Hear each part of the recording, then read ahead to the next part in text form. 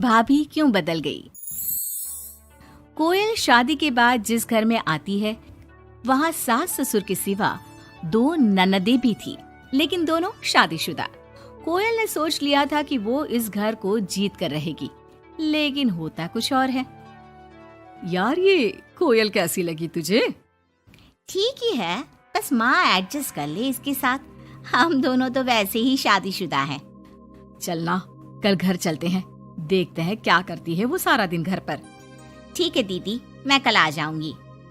दोनों ननदें मायके आती है, जहाँ पिता बाहर बैठकर पेपर पढ़ रहे थे, माँ अंदर सब्जी काट रही थी और कोयल वो तो कहीं नहीं थी। क्या पापा बाहर क्यों बैठे हैं? बहू ने निकाल दिया क्या? चलिए अंदर देखिए, कैसी लू सी चल रही है। चलिए तो। अरे नहीं नहीं, अंदर लाइट नहीं आ रही है, रोशनी भी कम है और हवा भी नहीं है। मैं तो कहता हूँ तुम दोनों भी जाकर चेयर यहीं लगा लो। क्या माँ, तुम क्यों काम कर रही हो? कहाँ है वो राजकुमारी? अरे सुबह से ही कोयल लगी है, मैंने अभी भेजा है जबरदस्ती कि जाओ जाकर लेट लो। पता नहीं क्यों इतना काम करती है। जब से आई है वक्त पर खाना पीना, वक्त पर दवाई, सब की जिम्मेदारी ले ली है उसने। वो तो हम भी कर रहे हैं ना माँ, अपने ससुराल में सभी को तो करना पड़ता है। उसमें वो नया क्या कर रही है? पापा के सफेद कपड़े कैसे पहले चमकते थे, अब देखो तो कितने मैले कुचैले लग रहे। कौन धोता है?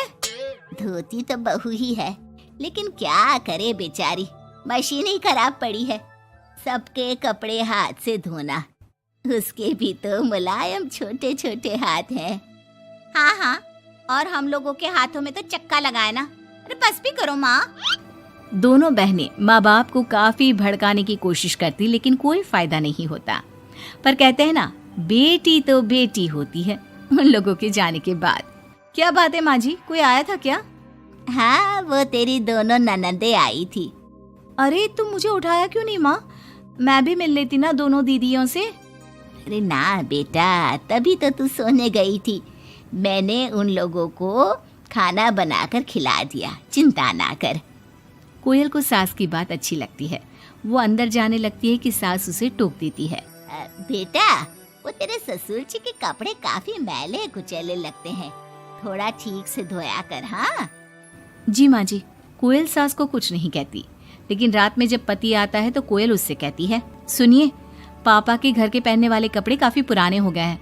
मैंने कई बार उसे धोया, लेकिन उनमें चमक ही नहीं आती। अगर आप कुछ पैसे देते तो मैं पापा के लिए घर पहनने के लिए नए कपड़े लेकर आऊं। हाँ कोयल, क्यों नहीं, जरूर। अगले दिन कोयल खाना बनाकर बैठी ही होती है कि छोटी ननद आ जाती है। अरे नमस्ते दीदी, कैसी हैं? आइए बैठिए, मैं आपके लिए नींबू पानी बनाती हूँ। आपको अच्छा लगता है ना? वो माँ कहाँ है? कोयल को अजीब सा लगता है कि ननद ने उसे पूछा तक नहीं, ना ही नमस्ते किया। सामने से माँ आती है। माँ, वो मैं बाजार जा रही थी तो सोचा आपसे मिलती चलूं। अच्छा माँ, जरा नींबू पानी बना देना, बहुत मन कर रहा है। हाँ, तू बैठ, मैं बना कर लाती हूँ। कोयल को लगता है कि बेटी है, माँ के हाथ का स्वाद मिस करती होगी। इसमें बुरा मानने वाली कोई बात नहीं है। दीदी, मैं भी बाजार जा रही हूँ, आपके साथ ही चलती हूँ। ननद भाभी दोनों मार्केट जाती है, जहाँ कोयल ससुर जी के लिए कपड़े लेती है। क्या जरूरत है भाभी, पापा को उनकी पसंद के कपड़े ले देती ना, उन्हें ही यहाँ पर लाकर। पर दीदी, पापा तो लुंगी ही पहनते हैं और एक ही डिजाइन की, तो इसमें पसंद नापसंद की क्या बात है? आपसे क्या बोलना। मार्केट में कोयल की किसी दुकानदार से बहस हो जाती है, लेकिन वो देखती है कि ननद उसका साथ देने के बजाय भीड़ का हिस्सा बनी खड़ी होती है, जैसे कि वो उसे जानती ही नहीं। कोयल घर आती है। अरे बेटा, क्या जरूरत थी नए कपड़ों की? पापा, मैंने ना आपके कपड़े धोने की काफी कोशिश की, लेकिन वो पुराने हो गए थे ना, इसलिए ऐसे मैले से लग रहे थे। सास भी समझ जाती है कि कोयल ने कपड़े धोने में मेहनत तो की ही होगी।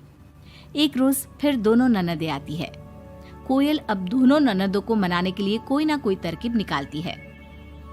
ये साड़ी दीदी को दे देती हूँ, मेरी नई साड़ी है, कम से कम साड़ी देखकर खुश हो जाएंगी। दीदी, ये साड़ी आप ले लीजिए। और छोटी दीदी, मैं आपकी पसंद की पालक पनीर बनाती हूँ, आप लोगों के आने से घर में कितना अच्छा लगता है ना। दोनों कुछ नहीं बोलती। अब तो जब भी दोनों ननदें घर आती, कोयल के सास ससुर को भी भड़काकर चली जाती, जिसके बाद से ही दोनों का रवैया कोयल के लिए कुछ दिनों के लिए बदल जाता। पता है कोयल, मेरी छोटी बेटी सास को घर में एक काम करने नहीं देती, सारा दिन बिठा के खिलाती है। कम से कम तुझे मेरा साथ तो मिला है, क्यों? कोयल कुछ नहीं कहती, लेकिन अब वो थक चुकी थी। ससुराल के लोगों को प्यार से, सम्मान से साथ बांधने की कोशिश कर करके, लेकिन ननदें वैसी की वैसी ही रही। अब कोयल ने सोच लिया कि वो ननदों से बात करेगी। जब बड़ी ननद घर पर फोन करती है, हेलो हेलो कोयल, माँ को फोन देना। सभी को फोन लगा लिया लेकिन कोई उठा ही नहीं रहा। ओह, तभी आपने मेरे फोन पर फोन किया दीदी, और वो भी सीधे माँ से बात करने के लिए। क्यों, मैं नहीं हूँ क्या? या मेरा हालचाल पूछने की आप लोगों को जरूरत ही नहीं है, या मुझसे मतलब ही नहीं है? क्यों?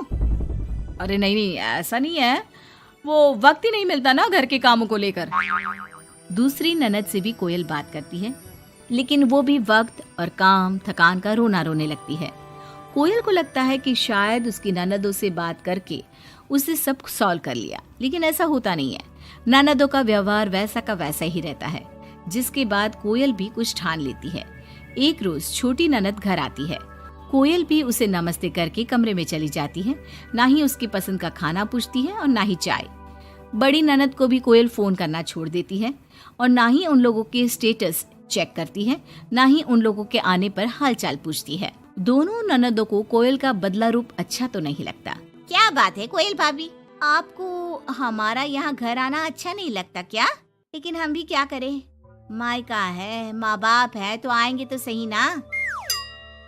वो काम है थोड़ा, मैं अपने कमरे में जा रही हूँ। जो भाभी ननदों के आगे पीछे लगी रहती थी, उन लोगों के खाने पीने से लेकर हर बात का ख्याल रखती थी, उसका बदला रूप दोनों ननदों को अखरने लगता है। क्या बात है कोयल, अब हम लोगों से बात भी ज्यादा नहीं करती, ना ही फोन करती है। वैसे तो आप लोग भी मुझे कभी नहीं पूछती थी ना, आती तो सीधा माँ के कमरे में। फोन में मुझे तब करती जब घर में किसी का फोन ना लगता हो, और करती भी तो सीधे माँ से बात करा दो। मेरे हाथ का ना खाना खाती, ना सीधे मुंह बात करती। तो मैंने भी अपनी दुनिया में जीना सीख लिया है। अब मैं मस्त हूँ और खुश हूँ। नमस्ते। ये बोलकर कोयल वहां से चली जाती है अपनी दुनिया में।